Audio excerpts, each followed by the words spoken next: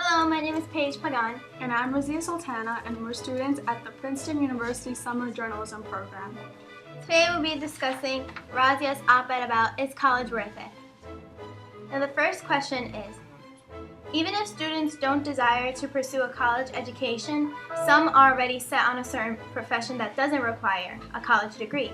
Does that necessarily mean they are not embracing new life experiences as you stated in your essay? No, that's not necessarily true. I mean, some people who might not go to college and be set on a certain career path, they're still embracing life. Life is all about experiences, but when you go to college, you meet new people, you meet new professors, and you try out different activities, and those are the new life experiences I was hinting at in my article. So what if a person doesn't consider going to college and meeting professors and new people a life experience? How do you respond to that? Well, I'll just say they're missing out because we're always going to be interacting with new people, and I think college gives you a chance to really become a social person, to understand other people's views, to debate with them, and to really think about the world in different ways. In your article, you quote, "Students can contemplate God's creation of mankind in philosophy class, learn about Paul Robeson in African American Studies seminar, or simulate Millikan's oil drop experiment in a physics lab course." You go on to say that these are the hallmarks of a good education. Does that mean that people's education experiences before college wasn't a good education? Well, definitely not. I mean, in high school you learn about all of these things, but you don't really go in depth. But in college you can do so. And you can further think about these experiments or these conversations you have in the college classroom. And also, when I said these are the hallmarks of a good education, I continue in that paragraph with another context about, in college you might meet professors who are biased and students who are small-minded. And going into these courses, you can really get to see other people's opinions, and which in turn can make your education better, because we're always going to face people who don't agree with our viewpoints, and it's one way to accept the world we live in.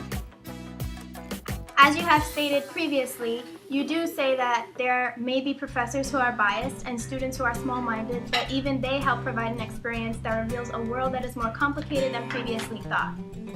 Are you hinting that only a person with a college education can better the global community? I'm definitely not hinting at that. I'm directly saying that. But that doesn't mean that just because you don't go to college, you don't become, you can't be a better person in the global community. I'm just saying college helps speed up that process. And also, college just gives you a better outlook on life, in my opinion. Definitely, you could take away a lot of bad experiences, but essentially those bad experiences make you who you are and how you view the world. But definitely, I'm not saying that you can't be a better citizen in this global community. I'm just saying you should give college a chance, because you might think you're a good citizen, but college might change you. Understandable. Some people would counteract that even if they don't have a college degree, they're stronger participants in the global community than some people who do. That's true. I mean, you can look at Steve Jobs, who was like, the whole Silicon Valley and Apple, and he became so famous and very wealthy. Definitely there are people who make it, who are very influential and who do great good in this world, and it all comes down to intention. I think college can change your intentions in a good way and also in a bad way, but I don't think just because I can do better good without going to college should be an excuse. I think you should give it a chance. What if an individual's expected family contribution is a lot of money and the prospective student doesn't have the grades to receive a scholarship? Well, that's a hard issue. Let's look at it like this. I'm not saying the college process is perfect. There are many flaws in it, but even if they have, not that good grades and they don't qualify for scholarships, they can always appeal their case to their financial aid officer and ask to look at their financial aid package, and maybe they'll get more money. But also, you don't have to go to an Ivy League school. They're great, but to kids who aren't, who don't need money, it's going to be expensive. You can always go to a state college or a city college or even community college. And if you go to community college, you can always transfer out. And in your financial aid package, if you don't qualify for a lot of aid, there is this thing called work study where you can actually work in your college to pay off maybe certain things getting your books. So there are opportunities. Most private schools don't offer scholarships, as you know. How would a student with a high EFC pay for college even if it's not out of pocket? So if you have a high EFC, I think it kind of hints that you could afford college even if it's not the whole amount.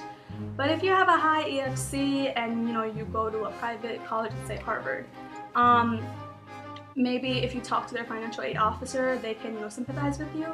But if they can't, chances are maybe you can't pay for it. You won't be able to go to Harvard. It's not the end of the world. There are great colleges out there. But in terms of that, I would say pay it. Just because if you go to a really prestigious private university, chances are when you come out, you'll most likely have a job, and you might get a really good job, and your job could potentially pay off the loans. So in my article, I cite that over a lifetime, a college graduate earns more than $500,000 in comparison to a high school graduate, and that's a lot of money. Sure, it might go to pay bills or mortgages, but at the end of the day, you're making more money, and you can live a comfortable life, and that extra amount you spent in college goes a long way. Well, thank you, Razia, and that's all my questions. Go to college.